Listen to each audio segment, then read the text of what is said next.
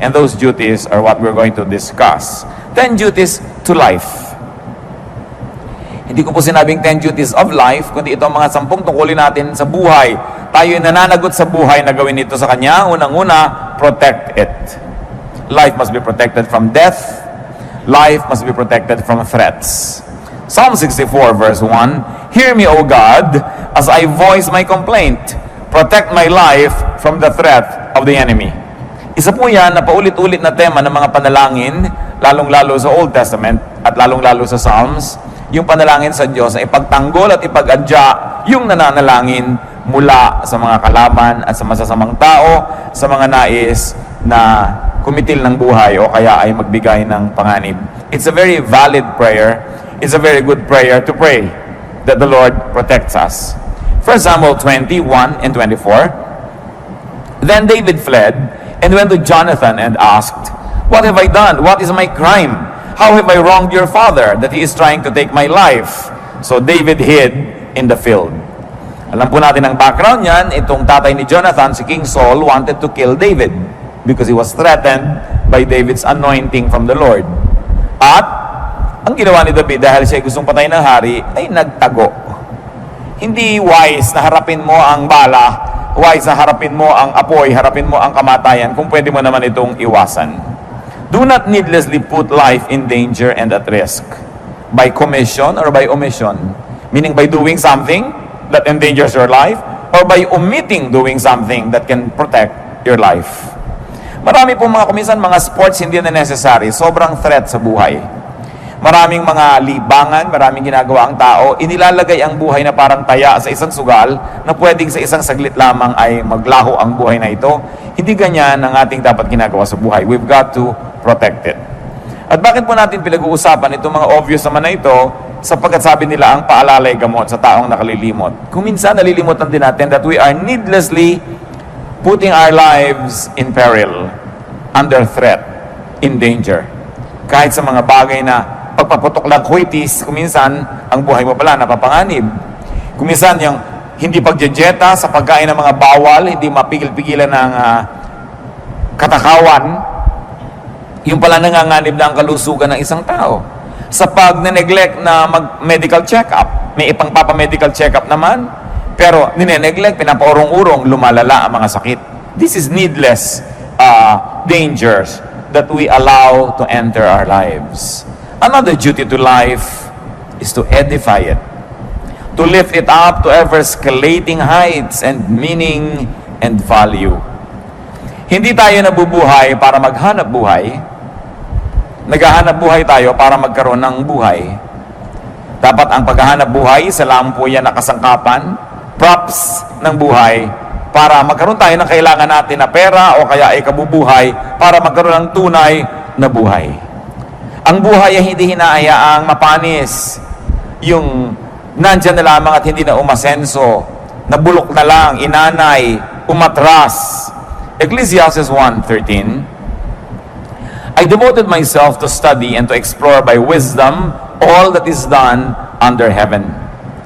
So si Solomon, mayaman na, hari na, hindi ka pa mag-aral.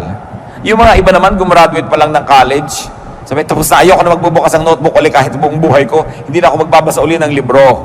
Ang utak po ng tao, habang ini-stretch, lalong lumalaki.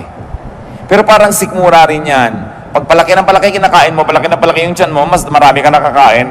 Pero subukan mong konti yung kinakain, lumiliit din yung tiyan nyo, nag-a-adjust. Ganun din yung brain. The more information, the more knowledge you process, the more capable your brain becomes. Pero pag pakonti ng pakonti ang iniisip niyan, pakonti ng pakonti ang mga nilulutas, lumiliit din ang utak. Meron po mga nakakausap tayo sa buhay na nakakabobo. Pag lagi siyang kausap nyo, mabobobo kayo. Meron tayong mga ginagawa na nakakabobo. Pag yun ang ginagawa mo, mabobobo ka. Kaya kailangan lagi kami iniisip na ibang gawin so that your brain will continue to expand. So that it would be enriched with knowledge and therefore with the accompanying wisdom. Luke 12:23. Did we read Ecclesiastes 1:13? I devoted myself to study and to explore by wisdom all that is done under heaven. So, ganun ang ginawa ni Solomon. And Luke 12:23, life is more than food, and the body more than clothes. So yung katawan, hindi lang yung katawan eh. Yung katawan, instrumento para may marating yung nakatirang espiritu doon. Pagkatawan mo lang ang mahalaga sa buhay, you don't get it. That the body is only a tool so that the spirit that lives in it can evolve and can become the great spirit that it is destined to be. So, ganun din yung pagkain, buhay, hindi lang para kumain, ay buhay ka na. Tapos aantay ka ng umaga, pag umaga, antay mong gumabi, pag gabi, inaantay mo mag-umaga, ganun na lang, naubos na lang yung buhay ng papaganon. We've got to go beyond the basics, we've got to go beyond survival level. Kaya kalaban po ng tunay na espiritualidad, ang sobrang karukhaan, ang sobrang kahirapan. Kasi very, very poor people are not able to move on because they're just too busy surviving. May narinig kong kanta ni Madonna, sabi niya, I will not go to heaven, I will not be an angel because I'm too busy surviving. Sabi nung kanta niya. There is some truth in it because when people are just too busy trying to survive, they will not be able to evolve into the refined personalities that they should be. Kaya kahit edad, nilalampasan para magkaroon ka ng lalong credibility. At kung bata ka pa at may credibility ka na, kailangan ipakita mo yon at lagi mong patunayan. Si Paul, ang kanyang payo kay Timothy, sapagkat itong si Timothy isang batang-batang leader, 1 Timothy 4:12, don't let anyone look down on you because you are young, but set an example for the believers in speech, in life, in love, in faith, and in purity. So hindi excuse na bata pa ako o kabataan pa lang ako so pwede akong maging ganito lang. Sabi, kailangan malampasan mo agad dyan, mag-graduate ka, kasi napakaiksi ng buhay, pero napakaraming dapat marating. Sa katunayan, even geographically speaking, napakaraming lugar na dapat mabisita, napakaraming pagkain dapat matikman, napakaraming librong dapat mabasa o masulat, napakaraming kaibigan na dapat maging kaibigan, makilala, makadaupang palad, maraming karanasang dapat maranasan, pero kung umikot na lang ng umikot ang iyong buhay sa the same karanasan every day to the point that you're bored, then you are cheating God who created life. And sadly, you are cheating yourself. Ang buhay dapat laging may bagong nararanasan, may bagong nalalaman, at may bagong mga applications na nalalaman at nai-apply sa buhay. Another duty to life, beautify it. Make life lovelier, nicer, more pleasing to the body, to the soul, to the spirit. Diyan nga magaling ang mga Filipino magpaganda ng isang bagay, ng isang lugar. Pag nakakita ka ng isang babae na yung buhok niya, hindi lang tinalian, yung tali niya, may mga paru-paro, may mga bola-bolang umiikot-ikot, nagoglo-glo in the dark. Filipina yun. No, yung sari-sari ang nakalagay sa ulo. Hindi lang tinalian para huwag maggalawan yung buhok. Decorative pa, beautiful. Si Solomon, na napakatalino, anong ginawa niya? Ecclesiastes 2:4-8. I built houses for myself and planted vineyards. I made gardens and parks and planted all kinds of fruit trees in them. I made reservoirs to water groves of flourishing trees. I bought male and female slaves and had other slaves who were born in my house. I also owned more herds and flocks than anyone in Jerusalem before me.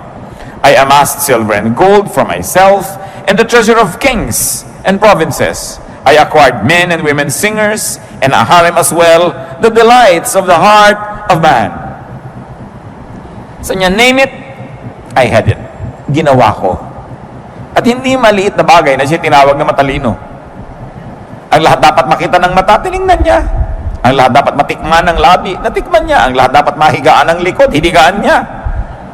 At hindi lang pa siya nabubuhay, meron pa siya mga singers. Ngayon, madali yan maglagay ka lang ng iPad, magpatugtog ka ng cassette dyan o video, may tugtog ka na. Pero noong araw, kailangan pa ng mga live orchestra, nilalagyan. Bakit po nilalagyan ng musika ang buhay? Kasi nagpapaganda yan. Bakit nilalagyan ng kulay ang buhay? Kasi nagpapaganda yan. That's why the eye is able to see many shades of colors. That's why we can appreciate various shades of temperature. Lamig o init. Merong gusto mo kinakain mo na maligamgam, merong gusto mo talagang nagbabaga sa init, merong gusto mong nagyayelo sa lamig, and all of that are experiences that human beings were designed by God to explore and to enjoy. So beautify your life. Yung bahay nyo, maliit man, pagandahin. Ang gulo-gulo, ang dami-daming kalat, ang lihim lang yan, marami ka lang kahon. Paglalagay mo lahat sa kahon. Diba?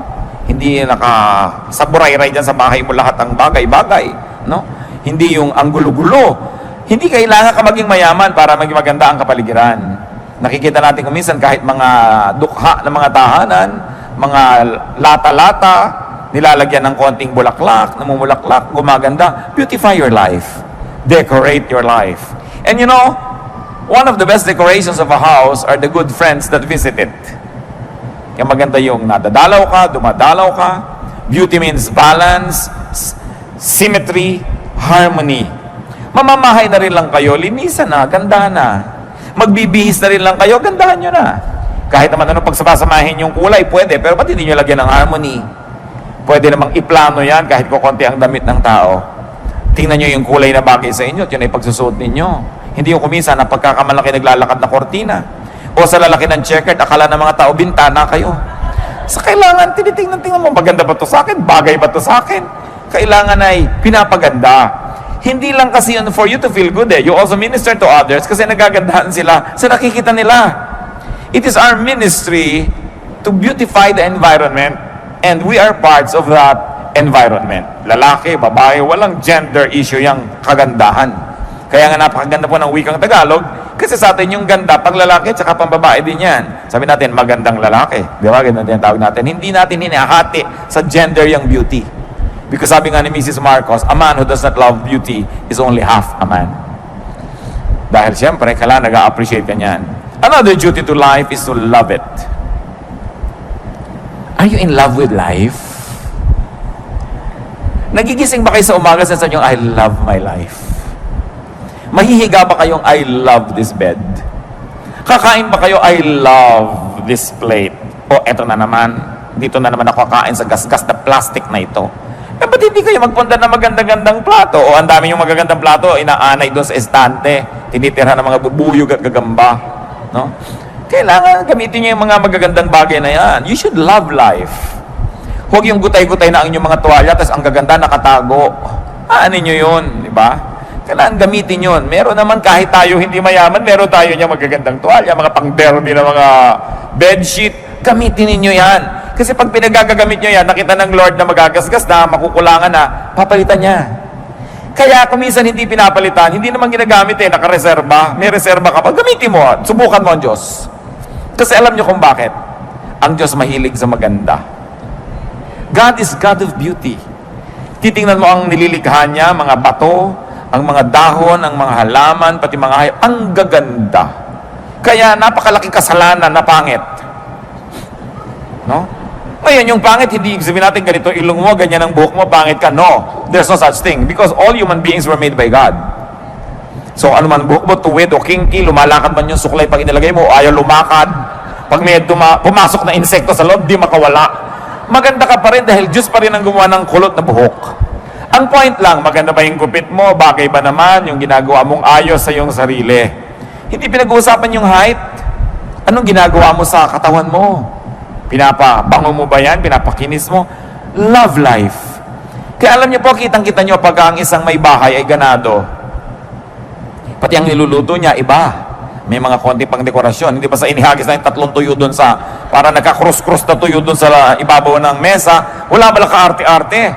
Pero pag ganado ang tao sa buhay, pati kamatis, sinihiwa niya na maganda, naka-arting ganon. Nakita niyo naman nakakain kayo kuminsan nung tinanggal niya yung takip, nakakaantok ang itsura ng ulam. Ano bang ulam ito? Wala namang ka-arte-arte sa buhay. So, love it. Romance life. Romance life. Napakahalaga na ang buhay natin, pinapaganda. Do not hate life. Do not dislike and demean life. Do not be rude to life. Alam niyo po ba na yung buhay ay may buhay? Kaya nga buhay siya eh. So kung tayo ay magaspang sa kanya, rude tayo, dinaramdam niya yon. Kung yung buhay ay ating pinababayaan, hindi pinapansin, dinaramdam niya yon. Kung hindi natin inaalagaan at pinapaganda, pinagdaramdam ng buhay. At kung yung buhay mo ang nagdaramdam, ano mangyayari sa buhay mo? Kaya kailangan we romance life. Ecclesiastes 6:3. A man may have 100 children and live many years, yet no matter how long he lives, if he cannot enjoy his prosperity and does not receive proper burial, I say that a stillborn child is better off than he. So nakita niyo po ang mga particulars itong si Solomon hanggang libing. Sabi, kailangan maganda ang libing. Yan ang last statement ng buhay mo. No? Kailangan pinaplano mo rin yan. Dahil gusto mong igalang maging yung katawan mo na iniwan sa bandong ibabaw. No? Kailangan na inaayos ang buhay, binibigyan mo ng dignity.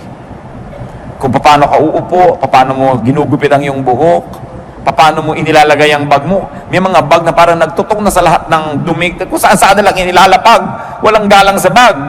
No? May mga gamit na gas kasi hindi ginagalang, hindi nililinis. When you love life, life will love you back. May buhay ang lahat ng bagay.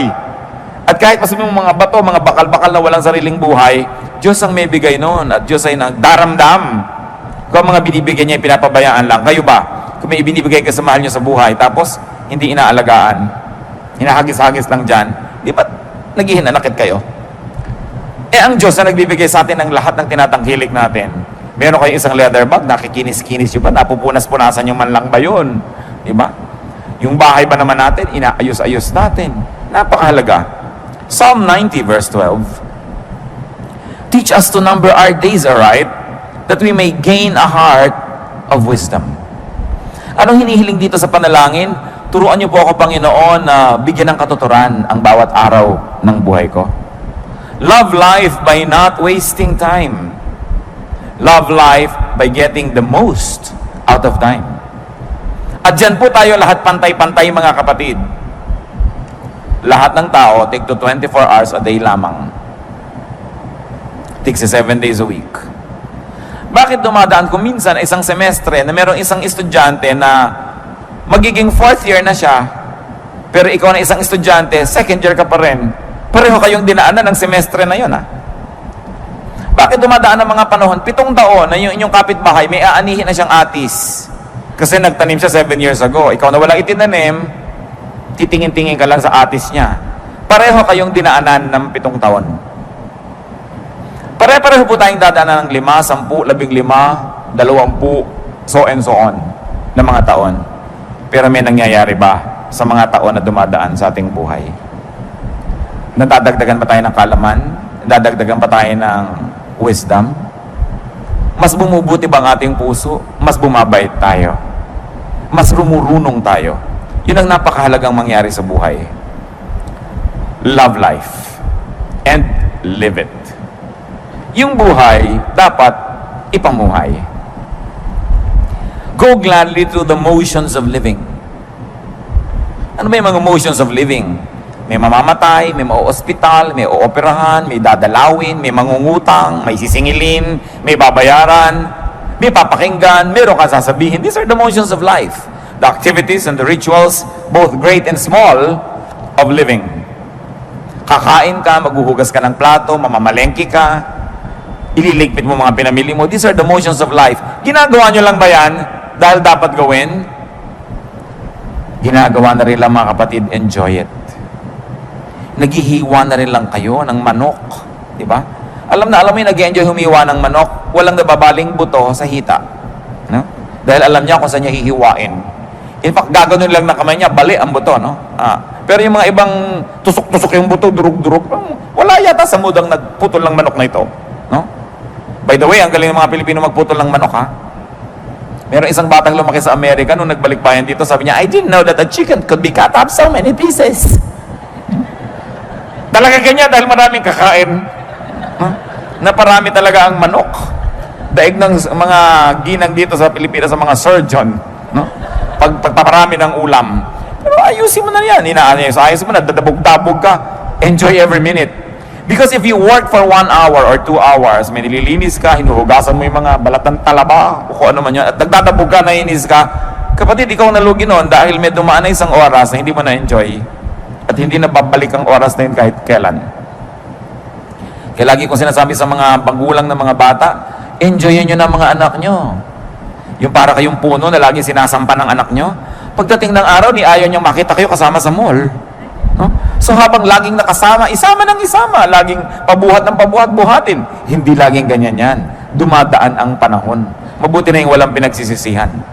Ecclesiastes 9, 7-10. Go eat your food with gladness and drink your wine with a joyful heart. For it is now that God favors what you do. Always be clothed in white and always anoint your head with oil. Enjoy life with your wife whom you love all the days of this meaningless life that God has given you under the sun, all your meaningless days.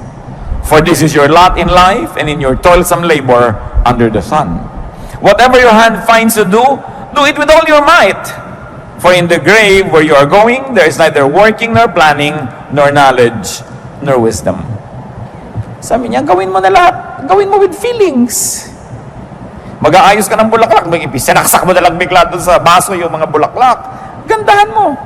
Diba? Magtitiklop ka ng kumot, hindi pantay-pantay yung mga sulok. Gandahan mo. Isasalansan mo ang mga tuwalya sa cabinet. Gandahan mo. Sabi gano'n, para lahat ng ginagawa mo, meron kang satisfaction. Tuwang-tuwa ka. Nag-enjoy ka sa buhay. Do not just exist. Live. Have a life. Have excitement.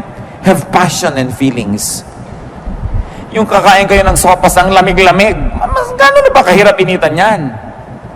Lagi na lang, hoy, huwag ka na magdagdag ng hugas yung plato. Dito tayo kakain sa tansan. Ano ba naman, napakahirap namang kumain sa tansan, tapos ang chopstick mo, toothpick. Para madali ang paghuhugas. Mano bang humaba-haba ng konti ang paghuhugas nyo? Nag-enjoy naman kayo sa maganda nyong hain. Naglagyan ng kulay ang buhay. Yung mga ganong tao, pag nananaginip sila, alam nyo, black and white ang panaginip. Dahil walang buhay eh. Go gladly through the stages of life. Nagiging bata tayo, nagiging kabataan, nagiging young adult, nagiging mga senior, lahat yan maganda. Kung tayo tumatanda na, don't hang on needlessly to youth because there is enjoyment that is unique, no, to those who are advanced in years. 1 Corinthians 13:11, when I was a child, I talked like a child. I thought like a child. I reasoned like a child. When I became a man, I put childish ways behind me. So may panahon ng lahat. May panahon. Hindi ikinakaila yung edad. Lalo mga Kristiyano, magunos dili kayong birthday. Ilan taon na po kayo? Hindi masabi pag above 50. Dapat very, very gladly you say. Dahil maraming tao hindi nagkakaedad na namamatay na. So bawat edad na nadadagdag sa isang buhay ng tao, pinagdiriwang yan, ipinagmamalaki. No? Ipinagpapasalamat. Hindi inililihim. Bakit nakakayang umidad?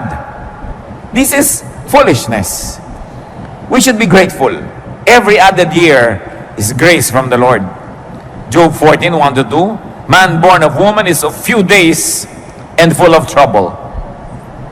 He springs up like a flower and withers away. Like a fleeting shadow, he does not endure. Nakita nyo ang pagpapakita ni Job kasi noong mga panahon may problema siya eh. Niya, buhay, mahirap yan, maiksi, sasandali. And it's true. Bakit ngayon sasayangin ang sasandaling buhay? So be a child, be a youth, be an adult, all in its right time. And another duty to life, which is very much related to what we're saying, is enjoy it. Hindi komo ang isang tao ay makadiyos, ayaw niya mag-enjoy. Ito ang dapat ituwid. Akala naman ba, pag religyoso ka, walang enjoyment. Puro mga parusa sa sarili, puro pag-aayuno, puro pagtitiis, puro pagtitipid. Enjoy life. Ecclesiastes 8:15, so I commend the enjoyment of life. Because nothing is better for a man under the sun than to eat and drink and be glad. Then joy will accompany him in his work all the days of the life God has given him under the sun. Remember, nagsasalita si Solomon na nagtrabaho ha. Sabi niya, I planted vineyards, I made orchards, I made reservoirs, I made houses. Kaya din siya nag-enjoy ng pagkain niya, ng pagpapahinga niya. Pero kung wala kayong ginagawang gano'n, tapos puro enjoyment, hindi rin yan balance. Enjoyment is earned. Ecclesiastes 10:19, a feast is made for laughter, and wine makes life merry. Sabi gano'n, magpakasaya kayo. Basta hindi niya nililimot ang Diyos. Sabi niya, oh, young man, enjoy your life. Just remember that you will face God and you will give an account. Ibig sabihin, huwag mo kakalimutan na may Diyos. Nag-enjoy ka. It's from God. Pero be responsible for the kind of enjoyment that you have because there's going to be accountability also. Life is far from perfect. Don't cry over spilled milk, sabi nga nila. Marami na siguro kayong gatas na naligwak, juice na natapon, baka naman hanggang ngayon ipiniiyak nyo pa, tama na.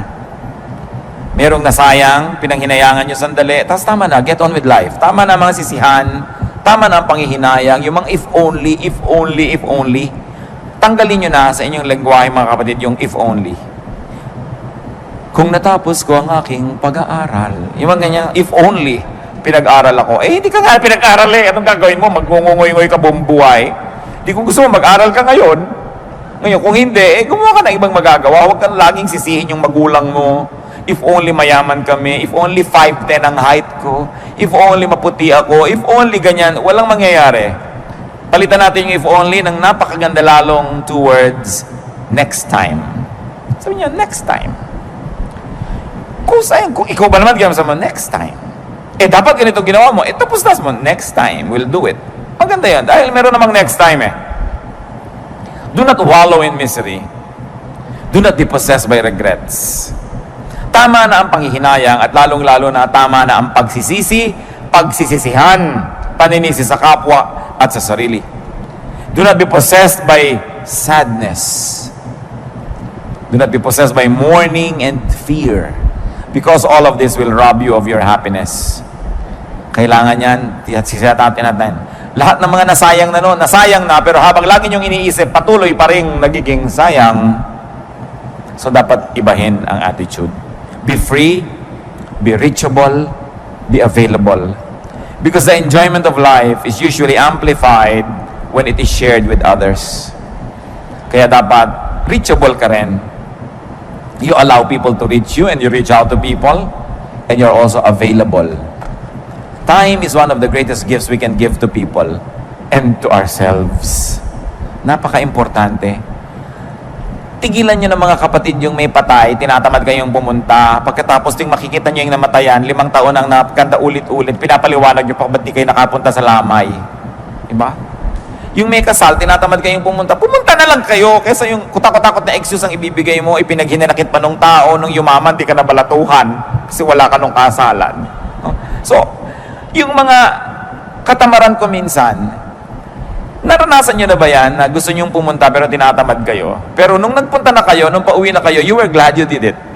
Because you know you did the right thing. Nakiramay kayo, dumalaw kayo sa may sakit, nakipaglamay kayo sa may patay, nakipaglibing kayo, sumama kayo sa party. Sino nga ba na interesado sa mga debu-debu na yan, nakakaantok na yung 18 roses at 18 candles, gusto mo nang sabay-sabay nyo nang ibigay yan ang matapos. Dahil yun lang naman debut at yung nanay niya nag-e-enjoy, lahat ay bagot na bagot. No? Pero, umaten na rin kayo kung wala rin lang kayong gagawin sa bahay at nagmumukmuk lang kayo doon. Napakaraming kalungkutan nangyayari dahil ang dami nating free time. So, punuin nyo ang buhay nyo ng mga activities. Pagtatanim din yan, yung gumagawa ka ng mabuti, uma-attend ka ng mga ganon, pagtatanim yan ng mabuti. Hindi ka man umani, nakapagpasaya ka ng kapwa, natuwa din ang Diyos sa'yo. So, huwag na kayong iwas ng iwas sa mga lakaran. Pag kami mga namamatay na kamag-anak, lalo ang mga magkakapatid, may mga edad at kani-kanyang pamilya, hili-hilian kung sinong pupunta. O ikaw ang pumunta, namatay na si Auntie Kikay. Ikaw na, ako na nagpunta kay Chu Apeng. No, nagtituro-turuan pa. Ba't di na kayo magpunta lahat? Kasi ang saya din namang reunion niyang lamay eh. No? Pag nandun ka na rin naman, mag-e-enjoy ka na rin. Pero paano ka mag-e-enjoy kung kagalit mo yung hipag mo, kagalit mo yung pinsan mo, kagalit mo yung kaeskwela mo nung grade 6 dahil siya ang naging most cheerful. Naagaw sa iyo ang medalyang lata. So yung mga dapat baggage sa'yo ng mga tapos na, tapusin na yan. Get on with life and enjoy what else remains of it. Another duty to life, multiply it. Paramihin. Physically, life must be multiplied. Utos yan ng Diyos. Genesis 8:17, bring out every kind of living creature that is with you, the birds, the animals, and all the creatures that move along the ground, so they can multiply on the earth and be fruitful and increase upon it. Genesis 9:7, sabi kay Noah, as for you, be fruitful and increase in number, multiply on the earth and increase upon it. So you multiply physically, but very importantly, we multiply essentially. We multiply, magnify, the essence of life, the spirit of life. And you multiply life in terms of fruits and production, in terms of works and meaning. Dapat lalong nagkakaroon tayo ng halaga, marami tayong nagagawa, marami tayong napoproduce. Kumisan ay kinakalungkot ko po sa mga Philippine products. 20-30 taon na ang lumipas, itong kaong na ito para ko mabuksan, kailangan ko pang initan sa kalan yung takip niya, makipagtunggali ako sa takip, gumamit ng liyabe, gumamit ng kung ano, para ko makuha yung laman na kaong na lasang preservative. Ang kaong, ang makapuno, ang natadi ko pare-pareho ng lasa. Walang product development. Napapansin niyo ba yun? Pag pumunta kayo sa Pangasinan, yung bibili niyo yung tupig, o yung bibili niyo diyan na kung ano, nakabalot pa rin sa dyaryo hanggang ngayon. No? So, hindi na ba mai-improve ang packaging yan para maging world-leading, world-class man lang? Bakit walang development na ating mga produkto? Papangit pa nga yung iba, yung dating bukayo na nyog ang nakakain mo ngayon, kusot na yata yung laman. Umaatras pa. Pero alam nyo, sa tao nangyayari rin yan. Ano ba nun itong taong to? Nung huli ko itong makita, wala itong topic, kundi yung asawa niya. 3 years later, asawa pa rin niya ang topic. Wala nang iba. Yung ang repertoire mo, napaka-limited. May mga tao po ganyan, ang 3 lang alam na topic. Ang kanyang asawa, ang kanyang apo, at ang kanyang mataas na blood sugar. Napakalaking pagdurusang makatabi mo ang tao ito kahit saang lupalop ng mundo kasi yun ang topic nyo. Wala nang iba. So pansinin nyo mga kapatid, baka kayo yun. Yung iniiwas-iwasan na kayo ng mga tao dahil pag-uusapan na naman namin ito, yung cholesterol niya. Yung, wala nang alam na topic kundi ganyan. Kailangan pinapalaki ang mundo, pinapalaki ang repertoire, pinapalaki ang performance mo para mas enjoy ang mga tao, mas enjoy ka rin. Isaiah 54:2, enlarge the place of your tent. Stretch your tent curtains wide. Do not hold back. Lengthen your cords. Strengthen your stakes. Ang ganda ng metaphor tungkol sa tent. Ang pinag-usapan yung lubid na humihila doon sa mga gilid ng tent at yung mga tukod niya na nandun sa gitna para huwag matumba yung tent. Sabi, tibayan mo yung tukod, habaan mo yung mga tali, haltakin mo yung mga tent mo. In other words, palakihin mo ang iyong mundo. Kung di nyo ma-spell nung araw yung Mississippi, 20 years later, hindi nyo pa rin ma-spell, may problema kayo sa buhay. Diba? Insecure kayo sa pronunciation ng mga nakikita nyo sa mga French menu sa restaurant. Diba? Hindi nyo alam kung ano ba to, hors d'oeuvres ba ito? Hindi natin alam, hors d'oeuvre pala to o kung ano man. Ba't di nyo pag-aralan? Kabisohuduhin nyo lang, hindi kayo kailangan magkabisa ng more than 20 French words, mabubuhay na kayo sa restaurant. Diba? Pero lang ito lang, hindi ko alam to i-pronounce, ayokong pag-usapan yung mga bagay na yan. Marami mga Kristiyano hanggang ngayon, akala nila yung Titus Relo. So, paano ba yan? Akala nila si Sodom and Gomorrah are lovers. As in Romeo and Juliet. 20 years ago, excusable yan, sister. Pero kung hanggang ngayon, ganun pa rin yung utak mo, napakalaki ng pandarayang ginawa mo sa buhay. Kasi hindi ka umasenso. No? Do more. Plant more. Stretch yourself. Kasi kaya. Nakakita ba kayo ng mga gymnast? No? Minsan tuwan-tuwa ka na, may dala kang platito, hindi nahulog. Pero nakita nyo ba yung may mga 5 platito pinapaikot na ganyan, tapos meron pang mga laman na chandelier yung platito? Tapos nakasakay pa siya sa bisikleta, iisa ang gulong, habang namimisikleta siya sa alambre. Nagagawa ng tao, ba't di mo magawa? Ibig sabihin, nagagawa yan. Pag nagagawa yan ng iba, nagagawa ng lahat. Kaya lang, nag-train siya, nagbuhos siya ng panahon. Kaya huwag na tayo patuloy na magkubli doon sa mga hindi natin magawa. Gawin nyo. Pag-aralan nyo. Yung mga iba tumanda na lang, ting merong party sa tabi ng swimming pool, hindi ako marunong lumangoy. Parang 10 years ago, nung reunion natin, di ka na rin marunong lumangoy. 10 taon nang lumipas, di ka wala nag-aral lumangoy. At magkikita ba tayo kung sakaling bubuhayin ka pa ng Diyos ng 10 more years, hindi ka pa rin marunong lumangoy? Lulunurin na kita niyan. Wala kang asenso sa buhay. No? Kailangan ma-asenso ang tao. Yung hindi natin mapagtugma-tugmang subject and predicate. No? May S ba o wala yung verb? Absent ka kasi na tinuro yun. Ano? So, pag-aralan, nasa libro naman eh. Yung hindi kasi ako marunong magluto ng dinugan, hindi ako kasi marunong magluto ng potsero, 3 years ng excuse yan, hanggang hindi pa rin marunong magluto. Dapat palakihin ng utak. Another duty to life is to restore it. Life will have pains and sorrow. Life will have mistakes. Life will have falls and damages. Ang dapat ginagawa ng tao is to keep restoring life. Laging may sira, dapat laging nire-repair. Yan, nakita nyo yung bubong ng bahay, hindi naman nauubusan ang tulo niya na. Pag natapos na yung tulo doon, dito naman, o doon naman, dyan naman. Pero gawa ka ng gawa kasi nagkakaroon ng mga bagong tulo eh. Linis ka ng linis kasi nagkakaroon ng bagong dumi. Sulsi ka ng sulsi, nagkakaroon ng mga bagong pilas ang damit. Ngayon, ganoon din ang ating emosyon. Ganoon din ang ating espiritu. Nagkakaroon ng mga bagong kabiguan. Nagkakaroon ng mga bagong kasalanan. Nagkakaroon ng mga bagong kakulangan. So, anong gagawin mo? Keep restoring, keep restoring, keep restoring. Because life is really like that. Psalm 103 verse 14, God knows how we are formed. He remembers that we are dust. Diyos man, naaalala niya, alabok nga pala ang tao. So, hindi ka na rin laging pinaghahanapan. Pinagpapasensyahan ka, pinapatawad. Ganon din dapat ang ating policy sa ating sarili at sa ating kapwa. Kung nagkakasala, ihingi ng tawad sa Diyos. At kalimutan na. Tama na. 1 John 1:19, if we confess our sins, He is faithful and just and will forgive us our sins and purify us from all unrighteousness. Mga mag-asawa lalo na, sigurado magkakaroon ng pagkukulang asawa nyo sa inyo. Ang nagtatagal lang, yung nagpapatawaran. Patawad kayo. Kung nagkamali ang asawa nyo, talaga namang makapilas-pilas ng pusong pagkakamali. No? Parang gusto nyo na talagang uminom ng lason, tumalon sa dagat, pasabugin ng lahat ng granada sa loob ng inyong tiyan, sa sama ng loob nyo. Ano magagawa nyo? Nangyari na. Lalo tumihingi naman ng tawad. Patawarin nyo na.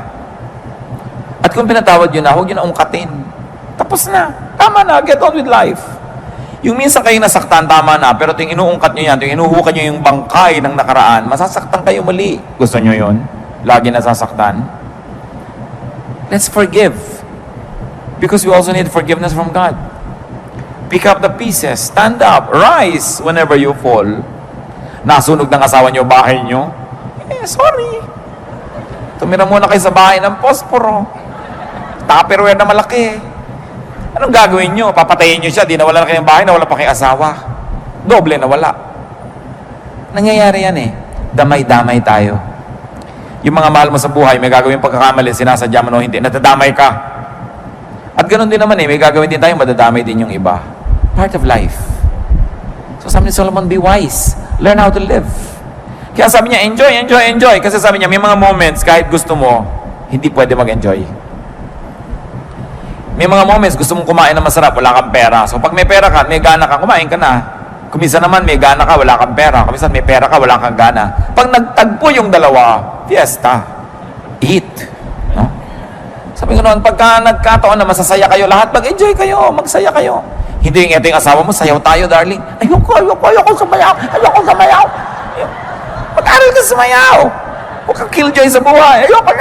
O kaya, pakakantahin ka, kanta ka. Ayoko. Nung mahawa ka ng mic, ang ika-17 ko po kaawitin. Hindi na maawat. No? Huwag kayo laging pakipot ng pakipot. Ayaw ng ayaw sumali.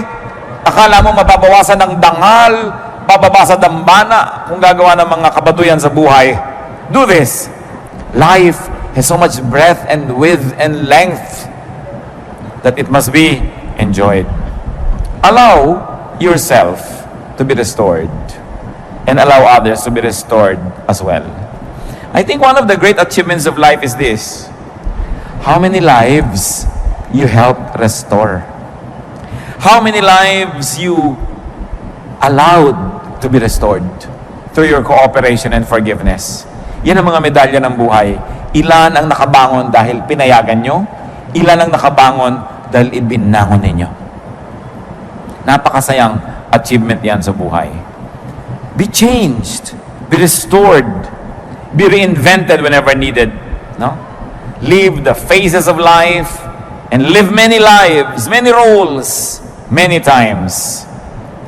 Kung meron po tayong mga ugali na nagpapabawa sa atin para ma-appreciate yung life, sabi sa Romans 12:2, be transformed by the renewing of your mind. Kumisa kasi biktima tayo ng maling pagpapalaki. Pero pag na-realize na natin na mali yun, di talikuran natin yung mali na yun, itama natin ating buhay. Lalong-lalo kung may ugali kayong mahirap kayong makasama, may ministration kasi tayo sa kapwa eh. Kung minsan enjoy na enjoy yung pamilya, nakikita yung mukha nyo pagkahaba-haba, pati enjoyment nila nababawasan. Ikakasal yung anak nyo, naninimangot kayo dahil ayaw nyo sa manugang nyo. Di ba? Hindi naman kayo magwawagi, huwag na kayo nakikipag-contest sa manugang. Hindi kayo magwawagi, promise. So makiko-operate na lang kayo. Be wise. No? Kaya napakahalaga na natututo tayo sa mga karanasan ng mga nauna sa atin. Alam nyo na sitya beke ninyo, inaway ng inaway yung manugang, pati anak niya nagalit sa kanya, tapos kokopyahin nyo na naman ngayon yun. Yung mga manugang naman, alam nyo na nahihirapan yung asawa nyo dahil ayaw nyo maging submissive sa nanay niya. Marami na kayo nakitang ganun, kokopyahin nyo na naman, nagiging impyerno yung buhay nyo. Hindi naman tayo kinakapos sa mga halimbawa sa paligid natin Bakit kinokopya pa natin yun? Yung mga magulang na saksakan ng dadamot sa anak, saksakan ng mga susungit, nakita na natin ang masasamang effect. Tapos kayo na naman, inuulit nyo na naman yun, sungit-sungit nyo na naman. We should learn from many lives that are lived around us so we can save on the tears and the agony. Be transformed by the renewing of your mind. Mga kapatid, kung honest po tayo mismo ang nakakaalam ng mga pangit nating ugali. Lahat ng tao may masagwang ugali.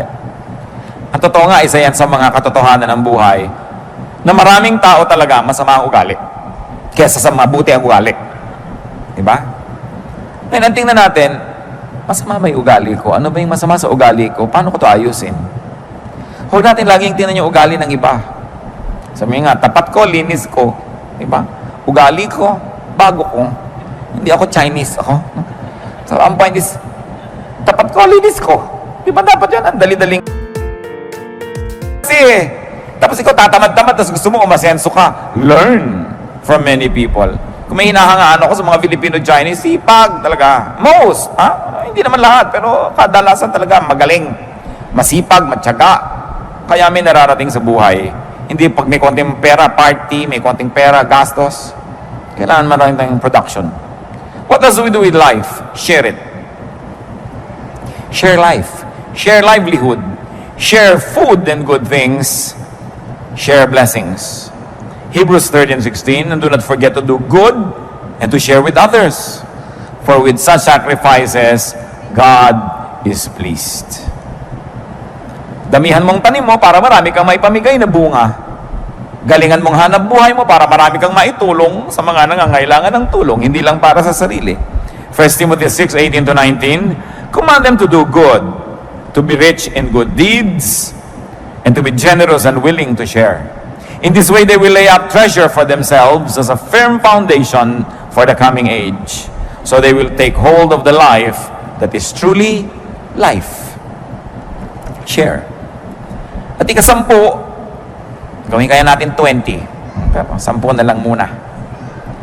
What do you do with life? Sanctify it. Make it holy. Dedicate it to God. Dedicate your life to a high calling, to a noble purpose. Hindi lang basta mabuhay at mamatay at mailibing, magkaroon ng katuturan sa kaharian ng Diyos. Magkaroon ng halaga sa tingin ng Diyos at ng kapwa.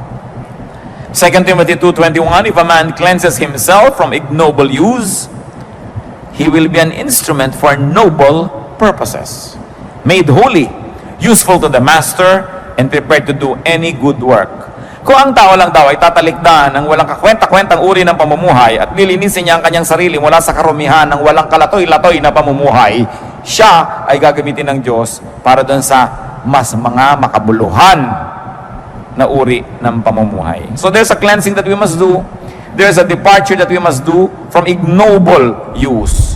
Yung walang kakwenta-kwenta, nagkakaroon ng kwenta kung ating itatalaga sa Diyos. 1 Peter 1:15, but just as He who called you is holy, so be holy in all you do. And Galatians 2:20, the life I live in the body, I live by faith in the Son of God, who loved me and gave Himself for me. 1 Corinthians 10:31, so whether you eat or drink or whatever you do it all for the glory of God. Huwag kakalimutan ng Diyos sa equation. So kahit ka pala kumakain, umiinom, nagsapasarap, you can still glorify God. Hindi masama yun. Lalong-lalo kung nagsishare ka. Kakain ka ng masarap, nagsishare ka sa kapwa. Kakain ka sa restaurant, pakasawa kayo buong pamilya, o order ka ng isang putahe, ibigay mo sa waiter, nang iuwi niya sa pamilya niya. O order ka ng ibang putahe, abot mo doon sa mga makakita mo sa daan na hindi kumakain. You glorify God by having good food. Kasi hindi mo lang sinarili. Marunong ka mag-share sa buhay. Napakahalaga po to sanctify our lives. Ang buhay ng tao galing sa Diyos, babalik sa Diyos, kailangan nagbibigay luwalhati sa Diyos sa anumang ginagawa natin. So give to life, and it will give back to you. Love life, and it will love you back. Enjoy life, and let your life enjoy you. Diyos namin sa langit, salamat po sa buhay. Salamat po sa maraming pagkakataon na kami ay magkaroon ng kahulugan. Salamat sa maraming bagay na maaari naming malasap, maranasan, ma-enjoy sa buhay na ito. Patuloy mong ibukas sa aming isip, Panginoon, kung naghahadlang kami sa sarili namin at sa kapwa namin para mas maging maganda ang buhay nila. Turuan niyo po kami. Napahalagahan ang buhay na ito. Bigyan ng kahulugan, kabanalan, kasiyahan. Malasap namin ang dapat lasapin ng isang taong tumatanggap ng regalo ng buhay mula sa inyo. Pakita niyo po sa amin ang aming mga asal, ugali, mga attitude, Panginoon, nakakahadlang para ang buhay maging maganda. Bigyan mo kami ng bukas na mata na ma-appreciate namin ang aming kapwa, Lord, na nag-aambag ng malaking bagay sa aming buhay. Turuan mo kami, Lord, to show gratitude to people who are instrumental for us to have a better life, better attitude and points of view. Maging mapagpasalamat kami sa inyo at sa mga kasangkapan nyo na nagpapaganda ng aming buhay. Humihiling kami, Panginoon, na siyasatin niyo po kami ngayon. Mga kapatid, habang lahat ay nakayuko, meron po akong mga taong naisip panalangin. Mga tao na sa tingin nyo ngayon, parang yung buhay nyo, parang hindi nyo maintindihan kung ba't kayo nabubuhay. Meron kayong confusion, parang sayang yung buhay nyo, hindi kayo nag-enjoy, parang may bara, para yung blessing dumaloy sa buhay nyo, para hindi nyo makita yung magandang dahilan para mabuhay. Kung merong ganito, ang kalagayan ngayon, ipapanalangin natin, tumindig kayo sa kinalalagyan nyo at hihingi tayo sa Panginoon ng kaliwanagan, hihingi tayo ng kapangyarihan, hihingi tayo ng pagpapagaling ng ating mga ugali, mga espiritu. Kung meron nagsasabing, Lord, I want more meaning in life. Mas gusto kong magkaroon ng kahulugan ng buhay ko. Praise God, for mga tumatayo na humihingi sa Panginoon ng direksyon, gusto ko pang magkaroon ng kabuluhan ng buhay na ito, higit sa nalalasan ko ngayon, higit sa naranasan ko na, gusto ko pang maging mas makulay ito, mas maginhawa, mas mabuti, mas maganda, at mas banal, mas makahulugan. Kung meron po sa atin na meron kayong unhappiness about your life, and you don't want to be unhappy all your life, you don't want to be in this situation for long, this is the time to ask God. Hindi aksidenteng pinag-uusapan ang mga bagay na ito. You know, our God sets us free. Our God heals us. Sabi ng Panginoon sa John 10:10, I came that they might have life and have it to the full. Kung sa palagay nyo ang buhay nyo hindi puno, ang laki ng kulang, tumayo kayo, hingi tayo sa Panginoon ng pagpapala. Blessing. Na mapuno ang buhay na yan. Hindi dapat na kulang yan. Hindi dapat na puro bigat yan. Hindi dapat na puro problema. Kasi ang buhay regalo ng Diyos. Kung may tatayo pa, tumayo kayo. Hindi dapat ikinakahiyang tumatayo. Umihingi tayo ng tulong sa Diyos. Maganda yan. Nagpapakumbaba para bigyan ng Diyos tayo ng pagpapala. Sa pagtayo ng mga anak mong ito, Panginoon, kayo lang at ang may katawan ang nakakaalam ng dahilan ng pagtayo. Maaring ang kayo lang at hindi nga alam ng may katawan kung bakit may kulang ang buhay. Panginoon, alang-alang sa iyong anak na si Jesus. Alang-alang sa kanyang mga sugat na tinamo, alang-alang sa kanyang dugo na tumigis, alang-alang sa kanyang paghihirap sa Kalbaryo para sa amin, hinihiling ko sa iyo, Ama sa langit, hipuin mo ang bawat puso ngayon ay tumatayo sa iyong harapan. Una, bigyan mo ng kaliwanagan nang maunawaan kung ano ang nagiging hadlang sa kahulugan at kasiyahan at kagandahan ng buhay, kung ano ang nakakalason na nandun na dapat tanggalin, kung ano ang mahalagang nandun na dapat ilagay, kung ano ang sobra na dapat ay bawasan, kung ano ang kulang na dapat ay dagdagan. Ngayon din, Panginoon, sa sandaling ito, Hinihiling namin, hipuin niyo po ang puso, ang isip ng bawat isang nangangailangan ng kaliwanagan. Ipabatid niyo kung ano ang dapat gawin. Kung ano ang dapat tigilan, kung ano ang dapat simulan, kung ano ang dapat improvein pa. Hinihiling ko, Panginoon, alang-alang kay Jesus, punuin mo ang mga pusong ito ng kagalakan, ng kahulugan. Bigyan niyo po, Panginoon, ng kulay, ng saya, ng musika. Bigyan niyo, Panginoon, ng ganda ang mga buhay na ito. Kayo ang nakakaalam kung ano ang kulang na siyang magpupuno, ipagkaloob niyo, napakayaman niyo at di niyo ipaghihirap na tugunin ang pangangailangan ng iyong mga anak. At dinadalangin namin, Panginoon, ang mga kapatid na ito ay magkakaroon ng malinaw na isip, maiwasan ang mga dapat ng iwaksi sa buhay. At nawa, Panginoon, kung ito ay may kinalaman sa pag-uugali, ituwid mo ang aming mga ugali nang walang maging hadlang para dumalo yung iyong pagpapala.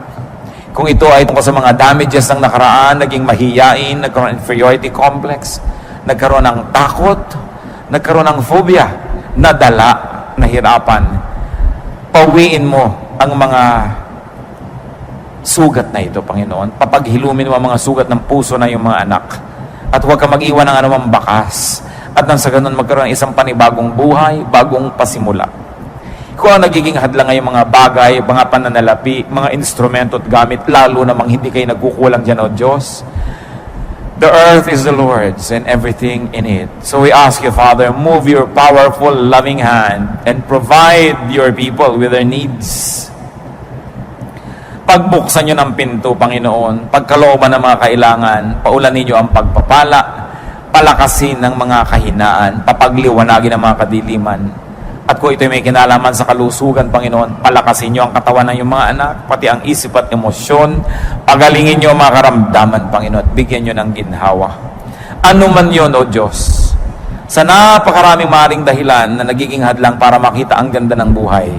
Maaaring walang kaibigan, walang kapartner sa buhay, maaaring may mga kasama na nagpapahirap ng loob. Panginoon, ano man ito, kayo ang magturo ng bawat hakbang na dapat gawin ng iyong mga anak upang mapalaya ang mga sarili sa iba't ibang mga piitan at mga kulungan na ito, upang malagot ang iba't ibang mga tali at tanikala na naggagapos sa iyong mga anak. Bigyan mo, Panginoon, ng sigla yung mga matatamlay, ang mga mahiyain, bigyan mo, Lord, ng self-confidence. At kung may mga mangmangat at mga kamangmangan, punuin mo kami ng karunungan. Turuan mo kami, Lord, to be studious. Turuan mo kami, Lord, na mag-aral at nang sa ganun, huwag kami maging bihag ng kamangmangan habang panahon. At bigyan mo ang Panginoon ng iyong mga anak na mga tutulong, magpadala ka ng mga tao at mga anghel na gagabay, tutulong, mag-aadya sa masama. At nang sa ganun, sa maikling buhay na ito na inyong ipinahiram sa amin, malasap namin ang lubos ang iyong pag-ibig. Maadama namin ang iyong kabutihan at kami naman maipadama sa iyo ang aming pagsamba at maipadama rin sa kapwa ang aming pag-ibig. Panginoon, pagpalain nyo ang mga tumatayong ito. Buhusan nyo ng pagpapala. Buksan nyo ang pinto ng langit at pagliwanagin sa kanila inyong mukha. At nawa, Panginoon, ang inyong makapangyarihang kamay, kumilos, hipuin ang bawat isa at pagalingin ang mga karamdaman ng aming espiritu. Salamat, O Diyos, sa iyong mga himala. Salamat at maaari kaming dumaing at magsumbong sa inyo. Salamat at maaari kaming lumapit upang humingi ng pagpapala. Maglakas loob na humarap sa inyo at humingi kahit walang patago. Kasi kayo, Diyos, ay Ama namin. Kayo'y makapangyarihan. At